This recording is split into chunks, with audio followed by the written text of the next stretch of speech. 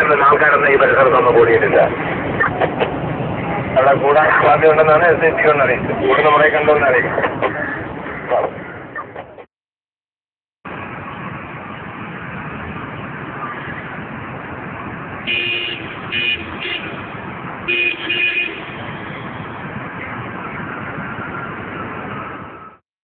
രാവും പകലും എന്ന ഭേദം കൂടാതെ കൊണ്ട് നമ്മളെ സഹായിക്കാൻ ജാഗരൂകരായി നിൽക്കുന്നവരാണ് പോലീസുകാർ.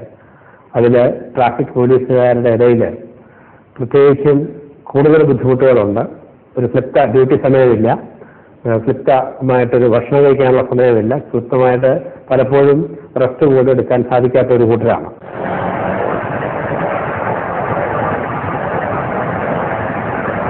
വീട്ടിലെ ജോലികളും അത് കഴിഞ്ഞിട്ടാണ് ഈ കഠിനമായ ജോലിയാണ് നമ്മൾ റോഡിന്റെ നടുക്ക് നിൽക്കുന്നത്. മറ്റേത് ജോലിയെക്കാളും വളരെ ഹാർഡായിട്ടുള്ള ജോലിയാണ്. റോഡിന്റെ നടുക്ക് നിൽക്കുന്ന ഞങ്ങൾക്ക് എന്തെല്ലാം ആപത്തുകൾ വരാൻ പറ്റുമോ അതെല്ലാം വരാറുണ്ട്. പോലീസ് ഉദ്യോഗസ്ഥർക്ക് പുകയിൽ നിന്നും മറ്റും രക്ഷിക്കുന്നതിനായി ശ്വാസകോശ സംബന്ധമായ അസുഖങ്ങൾ ഉണ്ടാവാതിരിക്കാനായിട്ട് അവരുടെ ഫേസ് മാസ്ക്, അവരുടെ രാത്രിയിൽ വാഹനങ്ങൾ തട്ടാതിരിക്കാനുള്ള റിഫ്ലക്റ്റീവ് ജാക്കറ്റ്, വാഹനങ്ങളെ കൺട്രോൾ ചെയ്യുന്നതിനായിട്ടുള്ള ഇലക്ട്രിക് ഫ്യൂവൽ ബാറ്റ്, 6 മാസത്തിലൊരിക്കൽ നടത്തുന്ന ഹെൽത്ത് ചെക്കുകൾ കൂടാതെ തന്നെ നേത്രപരിശോധന ക്യാമ്പുകൾ, സൗജന്യ ലങ്സ്, ഹാർട്ട്, മറ്റ് ബോഡി റിലേറ്റഡ് അസുഖങ്ങൾ കണ്ടുപിടിക്കാനുള്ള ക്യാമ്പുകളൊക്കെ സൗജന്യമായി ഞങ്ങളിവിടെ നടത്തി വരാറുണ്ട്. 2012 ഡിസംബർ 7-ാം തീയതി മുതൽ ഒരു വാരക്കാലം ഞങ്ങൾ ഒരു മെഡിക്കൽ ക്യാമ്പ് സംഘടിക്കുകയുണ്ടായി. ഏതാണ്ട് 427 പോലീസുകാർ ഇതിനകത്ത് പങ്കെടുത്തു.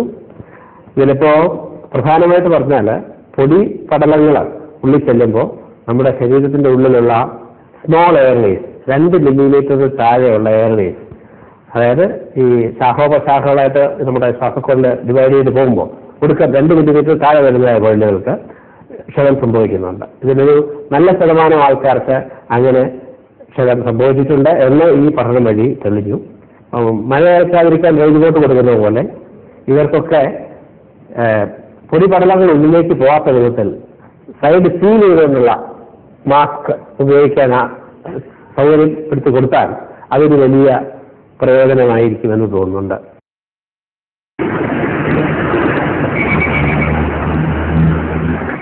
ഞാൻ തുടക്കം തന്നെ മാസ്ക് ഉപയോഗിക്കാറുണ്ട്. അങ്ങനെ പൊടിയുടെ ശല്യം കാരണം പൊടിയൻസിങ്ങിലിപ്പോൾ ചുമയുടെ പ്രശ്നം, അലർജിയ പ്രശ്നമുള്ളതുകൊണ്ടും ആദ്യം തന്നെ മാസ്ക് ഉപയോഗിക്കുന്നത്. അതുകൊണ്ട് വേറെ പ്രശ്നമില്ല. വളരെ വീട്ടിൽ തന്നെ വളരെ ഫ്രീ ആണ്. ബ്രീത്തിങ് വളരെ ഫ്രീ ആണ്. വേറെ അസ്വസ്ഥത ഉണ്ടാവുന്നില്ല. അതിന് വേണ്ടി ഏറ്റവും വലിയ നേട്ടമുള്ളത്. സ്വകാര്യമായി മാസ്ക് പകൽ സമയത്ത് വാങ്ങിച്ച് ഡ്യൂട്ടി നോക്കുന്നവരും കാണാം. പിന്നെ ചില പ്രത്യേക ഈ ഡസ്റ്റ് കൂടുതലുള്ള ചില ഏരിയാസ് ഉണ്ട്. ഇപ്പോൾ ഉദാഹരണത്തിന് ആറ്റുകാൽ പൊങ്കാലയായിട്ടുള്ള ബന്ധപ്പെട്ട ട്രാഫിക് ഡ്യൂട്ടിക്ക് മാസ്ക് വളരെ അത്യാവശ്യമാണ്. കാരണം പൊടിപടലം കൂടുതലാണ്. അതാണ് ഇപ്പോഴത്തെ സിറ്റുവേഷൻ. പക്ഷെ അത് ഡിപ്പാർട്ട്മെന്റ് തലത്തിൽ മാസ്ക് ഇഷ്യൂ ചെയ്തതായിട്ട് എനിക്ക് അറിഞ്ഞുകൂടാ. മാസ്ക് വെച്ച് കഴിഞ്ഞാൽ മിസ്സിലടിക്കാൻ പറ്റില്ല. മിസ്സിലടിക്കാതിരുന്നാൽ ഞങ്ങളുടെ ജോലി നടക്കില്ല. ജോലി നടക്കണമെങ്കിൽ മിസ്സിൽ അടിച്ചേ പറ്റുള്ളൂ. അപ്പോഴേക്കും പൊടിയും വണ്ടികളുടെ പുകയും ഞങ്ങളുടെ ശ്വാസം മുട്ടിക്കും ഒരുപാട്. ഏറ്റവും കൂടുതൽ ഞങ്ങൾക്ക് അസുഖങ്ങൾ ഉണ്ടാക്കുന്നതും അതാണ്. അല്ല, വിസിൽ ഉപയോഗിക്കുന്നത് ചെറിയ ബുദ്ധിമുട്ടാണെങ്കിലും നമ്മുടെ ഒരു ദീർഘകാലാടിസ്ഥാനത്ത് നോക്കുമ്പോൾ നമുക്ക് നല്ലതാണ്. ചെറിയ ബുദ്ധിമുട്ടായിരിക്കും. എന്നാൽ ഇപ്പോൾ നമ്മുടെ ആരോഗ്യസ്ഥിതിയായിട്ട് നോക്കുമ്പോൾ അതൊരു തടസ്സമായി തോന്നുന്നില്ല. വളരെ പ്രധാനമായ ജോലികൾ ചെയ്തുകൊണ്ടിരിക്കുന്ന ആൾക്കാരാണ് പോലീസുകാർ പൊതുവെയും, അതിന് പ്രത്യേകിച്ചും ട്രാഫിക്കിലുള്ളവർ. അപ്പം അവർക്ക് ജലാംശം ശരീരത്തിൽ നഷ്ടപ്പെട്ട് ബുദ്ധിമുട്ടുകൾ വരാൻ ഒരുപാട് സാധ്യതയുണ്ട്. കാരണം വെയിലും ഏറ്റാണ്, കാറ്റും പൊടിയും ഏറ്റാണ് അവർ ജോലി ചെയ്യുന്നത്. പ്രാണവായു ഇല്ലാതെ 3 മിനിറ്റിൽ കൂടുതൽ ആർക്കും ജീവിച്ചിരിക്കാൻ കഴിയില്ല. അതുപോലെ ശുദ്ധജലം ആവശ്യത്തിന് ലഭ്യമാകുന്നില്ലെങ്കിൽ 2.5 മുതൽ 3 ലിറ്റർ വരെ ശുദ്ധജലം ഒരു ദിവസം നമുക്ക് ആവശ്യമുണ്ട്. ആ ആവശ്യകത നിറവേറപ്പെടാതിരുന്നാൽ വളരെ ബുദ്ധിമുട്ടുകളുണ്ടാകും. ജലത്തിൻ്റെ അംശം കുറയുന്നത് വഴി ഡീഹൈഡ്രേഷൻ വരാം. ഡീഹൈഡ്രേഷൻ വന്നാൽ നമ്മുടെ ബ്ലഡ് പ്രഷർ കുറയും. അതിനെ തുടർന്ന് നമുക്ക് ചെയ്യുന്ന ഒരു സംഗതികളിൽ നമ്മുടെ കോൺസെൻട്രേഷൻ, അതായത് ജാഗ്രത പുലർത്താൻ സാധിക്കാതെ വരും. ഞാൻ സാധാരണ രീതിയിൽ വെള്ളം കൊണ്ടുവരാറുണ്ട്. ഈ വെള്ളമോ വേറെ എന്തെങ്കിലും കൊണ്ടുവരുന്ന സാധനം സൂക്ഷിക്കാനുള്ള സംവിധാനങ്ങൾ പോയിന്റില്ല. ഞാൻ കവറിലാണ് കൊണ്ടുവരുന്നത്. അത് പോയിന്റ് വെച്ചിരിക്കും. അത് പലപ്പോഴും ആരെങ്കിലും എടുത്തുകൊണ്ട് പോകും. അത് വെള്ളമാണെന്ന് കാണുമ്പോൾ അവിടെ എവിടെയെങ്കിലും തന്നെ കളഞ്ഞിട്ട് പോകും. മൊബൈൽ യൂസ് ചെയ്യരുത്. ക്ലോസ് ചെയ്യുമ്പോൾ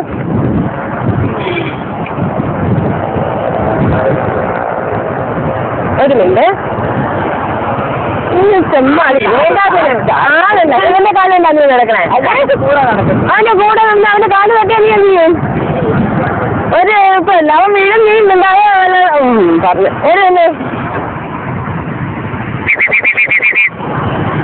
ക്രോസ് ചെയ്യുമ്പോൾ മൊബൈൽ യൂസ് ചെയ്യരുത്. ഇവിടെ നിന്ന് സംസാരിക്കാം, അല്ലെങ്കിൽ കട്ട് ചെയ്ത് തിരിച്ചു വിളിക്കാം. Thank you sir. റോഡിൽ കൂടെ ക്രോസ് ചെയ്യുമ്പോഴത്തേക്കും മൊബൈൽ യൂസ് ചെയ്യരുത് എന്ന് കർശനമായിട്ട് പറയുകയാണെങ്കിൽ അവർ തിരിച്ച് ഞങ്ങളെ വിളിക്കുന്നത് ഗുണ്ട, പോലീസ് ഗുണ്ട എന്നാണ് ഞങ്ങളെ വിളിക്കുന്നത്. ഞങ്ങൾ പറയുന്നത് മാക്സിമം ആൾക്കാരും വകവയ്ക്കാറില്ല. ഒരു 10% പറയുന്നത് ഞങ്ങൾ റോഡിൽ നിൽക്കുന്ന ട്രാഫിക് കൺട്രോൾ ചെയ്യാൻ മാത്രമാണ്, വേറെ ഒന്നും ഞങ്ങളുടെ നിയമത്തിൽ വരുന്നില്ല. ഞങ്ങൾ റോഡിൽ നിന്നിട്ട് ഇങ്ങനെ വെറുതെ പറഞ്ഞിട്ട് എന്താ കാര്യം? ചാവിടിച്ചിട്ട് കേട്ടോ വരുന്നോ? പോലീസിന്റെ തന്നെ ഒരു വിങ്ങാണ് ട്രാഫിക് പോലീസ്. അതേസമയം ട്രാഫിക് വാർഡൻ എന്ന് പറയുന്നത് ഓരോരോ സ്ഥാപനങ്ങൾ, ഇപ്പോൾ ഉദാഹരണത്തിന് കച്ചവട സ്ഥാപനങ്ങൾ, ആശുപത്രികൾ, യൂണിവേഴ്സിറ്റി, അതുപോലുള്ള മറ്റ് തിരക്കേറിയ ബിസിനസ് സ്ഥാപനങ്ങൾ, അവരെ ശമ്പളം കൊടുത്ത് അവരുടെ സ്വകാര്യ ആവശ്യത്തിന് വേണ്ടി നിർത്തിയിരിക്കുന്ന ട്രാഫിക് നിയന്ത്രണം നിർത്തിയിരിക്കുന്ന വ്യക്തികളാണ് വാർഡന്മാർ. ഏത് ട്രാഫിക് സ്റ്റേഷനിൽ വരുന്നവരാ?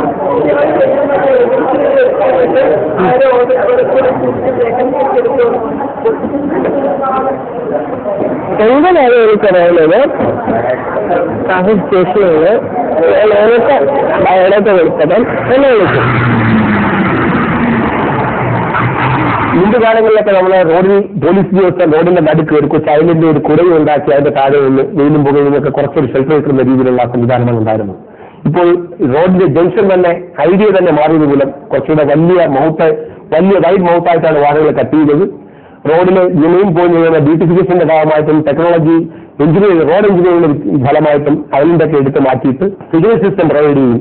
ഈ അംബ്രല്ലയോ മറ്റോ കൊടുക്കാൻ കഴിയാത്ത രീതിയിൽ റോഡിൽ എന്തെങ്കിലും തടസ്സങ്ങളോ എന്തെങ്കിലും എമർജൻസി ഉണ്ടായാൽ അത് അറ്റൻഡ് ചെയ്യുന്നതിന് വേണ്ടി പോലീസ് ഉദ്യോഗസ്ഥരെ ഐലൻഡിൽ നിന്ന് മാറി വെയിലത്തോ അല്ലെങ്കിൽ അറ്റത്തോ ഷെൽട്ടറില്ലാത്ത സ്ഥലങ്ങളിലോ നിൽക്കേണ്ടി വരുന്നുണ്ട്.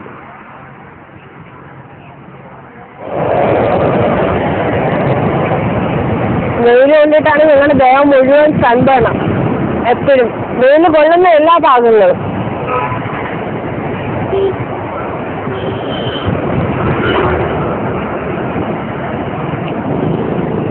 എത്ര ഓയിൽമെന്റ് ഇട്ടിരുന്നാലും അത് കുറയേയില്ല. അത് കുറയില്ലെന്ന് പറഞ്ഞു കഴിഞ്ഞാൽ വീണ്ടും ഞങ്ങൾ വെയിൽ കൊള്ളുകയല്ലേ. ഒരു പരിധി വരെ രാവിലെയുള്ള ഇളം വെയിലും വൈകിട്ടത്തെ പൊൻവെയിലും നല്ലതാണ് നമ്മുടെ ശരീരത്തിന്. പക്ഷേ ദിവസം മുഴുവനുമുള്ള അത്യുഗ്ര താപം, സൂര്യതാപം മേച്ച് പതിക്കുകയാണെങ്കിൽ നമ്മുടെ ശരീരത്തിലെ ചർമ്മത്തിന്റെ കോശങ്ങൾക്ക് അത് താങ്ങാനാകാതെ വരും. അപ്പോൾ അങ്ങനെ വരുന്ന സന്ദർഭത്തിൽ അതുകൊണ്ട് പല ബുദ്ധിമുട്ടുകളുണ്ടാവാം. ചിലർക്കത് സൺബേണായിട്ട് രൂപാന്തരപ്പെടാം, വേറെ ചിലർക്ക് ഫോട്ടോ സെൻസിറ്റിവിറ്റി എന്ന് തുടങ്ങുന്ന ബുദ്ധിമുട്ടുകൾ ഉണ്ടാക്കാം. പിന്നെ ഇതിനും കൂടുതലായിട്ട് ഒരുപാട് സൺ എക്സ്പോഷർ, അതായത് വെയിൽ കൊള്ളുന്നവർക്ക് സ്കിൻ ക്യാൻസറിന്റെയും സാധ്യത, മറ്റ് അത്രയും സൂര്യരശ്മികൾ പതിക്കാത്ത ആൾക്കാരെ തുലനം ചെയ്യുമ്പോൾ സ്കിൻ ക്യാൻസറിന്റെ സാധ്യത കൂടുതലാണ്.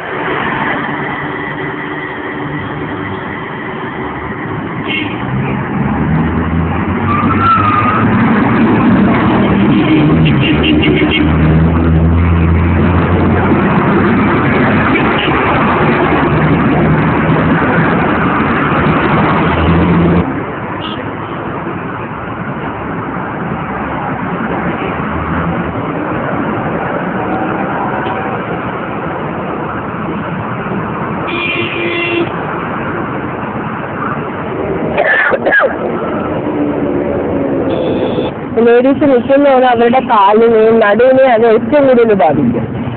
പ്രത്യേകിച്ച് ഇച്ചിരി വണ്ണമൊക്കെ ഉള്ളവരാണെങ്കിൽ പിന്നെ വീട്ടിൽ പോയി കഴിഞ്ഞാൽ ഞങ്ങൾക്ക് ഇരിക്കാൻ പോലും പറ്റത്തില്ല, അത്രയ്ക്ക് കാലിന്റെ പെയിൻ ആയിരിക്കും. നിൽക്കുന്നവർക്ക് നമ്മളത് പറയുന്നത് എന്താണെന്ന് അവർക്ക് മനസ്സിലാക്കാൻ പറ്റും. രാവിലെ അല്ലെങ്കിൽ രാവിലെ 7 മണിക്ക് കയറിയിട്ട് 1 മണിക്ക് ഇറങ്ങുന്നത് ഞങ്ങൾക്ക് അത്രയും നേരം കണ്ടിന്യൂസ് ആയിട്ടാണ് നിൽക്കുന്നത്. ഇടയ്ക്ക് 10 മിനിറ്റ് അല്ലെങ്കിൽ 15 മിനിറ്റ് ഒരു ടീ ടൈമോ അങ്ങനെ എങ്ങാനും കിട്ടത്തേ ഉള്ളത്, അല്ലാതെ ബാക്കി കംപ്ലീറ്റ് ഒരേ നിൽപ്പാണ്. ഒരു 3% ആൾക്കാരെ ഓവർ വെയിറ്റ് ആയിട്ടുണ്ടായിരുന്നു. നമുക്ക് ആവശ്യത്തിൽ കൂടുതൽ വെയിറ്റുള്ളവരായിരുന്നു. അപ്പോൾ അവരെയും ബഹുമാന്മാരാക്കി എങ്ങനെ നമ്മളുടെ ശരീരത്തിന്റെ ഹൈറ്റ് ഉയരത്തിനനുസരിച്ച് ഉള്ളതായ വെയിറ്റ് DNA കറക്റ്റായിട്ട് വേണം. എന്നൊക്കെയുള്ളതായ പഠനങ്ങളും ഇക്കൂട്ടത്തിൽ അവർക്ക് അറിവുകൾ ഇക്കൂട്ടത്തിൽ നൽകാൻ സാധിച്ചു. രണ്ടാമത് ഈ ബ്ലഡ് ഷുഗർ എല്ലാവരുടെയും ചെക്ക് ചെയ്തു. അപ്പൊ അതിൽ പുതിയതായിട്ട് ഇന്ന് വരെ അറിഞ്ഞുകൂടാത്തിരുന്ന കുറച്ച് പേര്, എന്നാൽ നേരത്തെ ഡയബറ്റിസ് ഉണ്ടെന്ന് അറിഞ്ഞിട്ട് ഇത് വ്യക്തമായ തോതിൽ വേണ്ട വണ്ണത്തിൽ കൺട്രോൾ ചെയ്യാൻ സാധിക്കാത്തവരുമായിട്ട് ഒരു 4-5% ആൾക്കാരുണ്ടായിരുന്നു.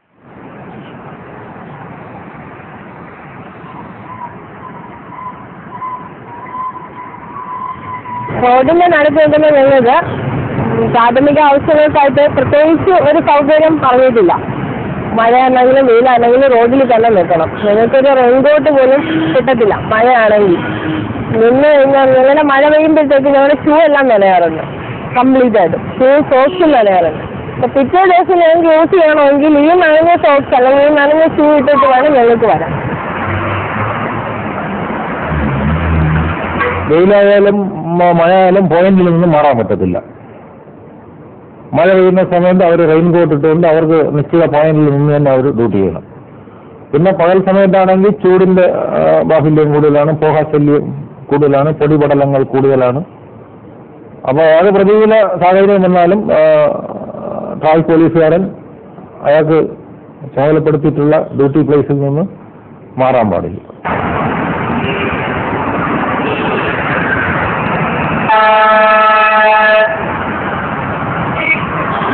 ഒരു 80% പോയിന്റുകളിലും പിന്നെ സിഗ്നൽ സിസ്റ്റം, പെട്രോളിന്റെ സിഗ്നൽ സിസ്റ്റം, അത് നമുക്കൊരു ആശ്വാസമാണ്. അതുപോലെ തന്നെ ഈ ക്യാമറ മിക്കവാറും സ്ഥലങ്ങളിലുള്ളത് എവിടെയൊക്കെയാണ് ബ്ലോക്ക്, എന്തൊക്കെയാണ് പ്രോബ്ലംസ്, അതുപോലെ മറ്റ് ഒഫൻസുകളും എല്ലാം ഡിറ്റക്ട് ചെയ്യാൻ അതുകൊണ്ട് കഴിയുന്നുണ്ട്. അത് ഈ ക്യാമറ അതുപോലെ തന്നെ സിഗ്നൽ സിസ്റ്റം, ഇത് നമുക്ക് ഇപ്പോഴത്തെ ഒരു ആശ്വാസമാണ്.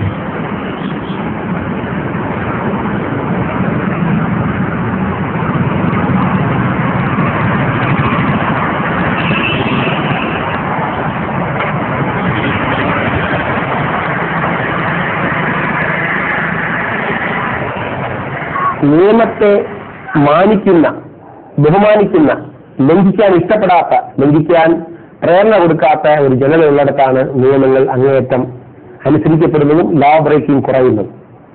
നമ്മുടെ നാട്ടിൽ കുറേശ്ശെ ഈ ട്രാഫിക് അവയർനെസ് അല്ലെങ്കിൽ ട്രാഫിക് ലോസ് എന്തുമാത്രം ഓരോരുത്തരുടെ ജീവനും സമയവും മറ്റ് നഷ്ടങ്ങളും ഉണ്ടാകാതിരിക്കാൻ എത്രത്തോളം ഉപകാരപ്രദമാണ്, അല്ലെങ്കിൽ അതൊക്കെ തിരിച്ചാൽ വളരെയധികം ദുരന്തങ്ങൾ ഉണ്ടാകുമെന്ന് ജനങ്ങൾ മനസ്സിലാക്കേണ്ടിയിരിക്കുന്നു.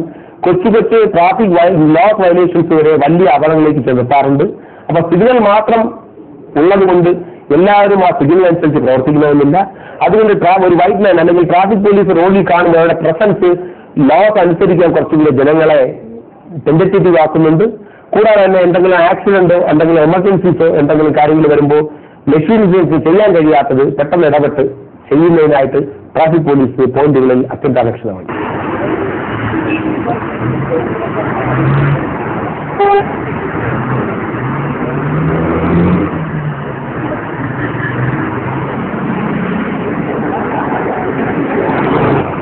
പൊടിയടിച്ച് കണ്ണ് എപ്പോഴും ചുവന്നാണ് ചെയ്യുന്നത്. വൈകുന്നേരമാവും വെയില് ഡയറക്റ്റായിട്ട് ഞങ്ങളുടെ കണ്ണിലല്ലേ അടിക്കുന്നത്. അപ്പൊ അതിന് പ്ലെയിൻ ഗ്ലാസ് എങ്ങനെ വെക്കണമെന്നാണ് ഡോക്ടർ പറഞ്ഞു. എല്ലാം ചെയ്യണമെന്നുണ്ട്. 108 വിളിച്ചിട്ട് വന്നാൽ മതി. ഇനി വണ്ടികൾ വരുമ്പോ വരട്ടാന്ന് ചോദിച്ചാലേ പിന്നെ ഞാൻ 108 വിളിക്കണ്ടേ. ട്രാഫിക് പ്രതികൂല സാഹചര്യങ്ങളിൽ നിൽക്കുന്നതിനെ തരണം ചെയ്യുന്നതിനായിട്ട് അവർക്ക് വേണ്ട അവയർനെസ്, വേണ്ട ഷെൽട്ടേഴ്സ്, വേണ്ട സൗജന്യ ചികിത്സാ ക്യാമ്പുകൾ കൊടുക്കുന്നതിനൊപ്പം തന്നെ എന്തെങ്കിലും കാഷ്വാലിറ്റീസ് വന്നു കഴിഞ്ഞാൽ അവരെ അതിൽ നിന്നും കരകയറ്റുന്നതിനായിട്ട് ചികിത്സാ ഫണ്ടുകൾ, ഇൻഷുറൻസുകൾ, ഉദാഹരണത്തിന് personal insurance, group insurance, life insurance, കൂടാതെ ചികിത്സയുള്ള സഹായങ്ങൾ, ഇതൊക്കെ അവർക്ക് വേണ്ടിയിട്ട് കാലാകാലങ്ങളിൽ ചെയ്തു വരുന്നുണ്ട്.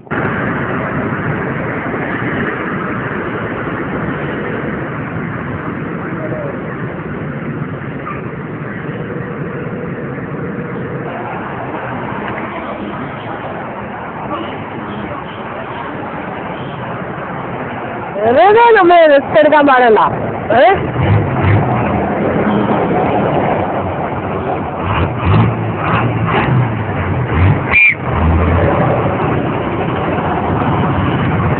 എത്രയാണ് ആരെങ്കിലും ഇടിച്ചു തന്നെ ഇടണേന്ന് പറഞ്ഞത്. ആരെങ്കിലും ഇടിച്ച് തള്ളിയിട്ട് അബദ്ധത്തിൽ തള്ളിയിട്ട് നമ്മൾ കിടന്ന് അനുഭവിക്കാനല്ലാണ്ട് വേറെ നിവർത്തിയൊന്നുമില്ല. അല്ലെങ്കിൽ ഗവൺമെന്റിന്റെ ഭാഗത്തുനിന്ന് ഏതെല്ലാം പ്രതീക്ഷിക്കണം, ഒരു വകയും പ്രതീക്ഷിക്കും.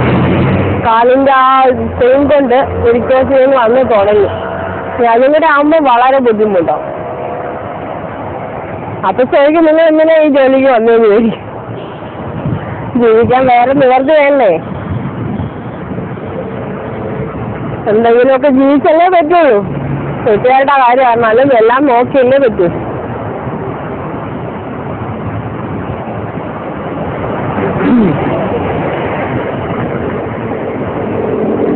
എത്രയൊക്കെയായിരുന്നാലും ഞങ്ങളുടെ ജോലിയുടെ കാര്യം എന്ത് ചെയ്താലും ഇതൊക്കെ തന്നെയാണ് ഫലം.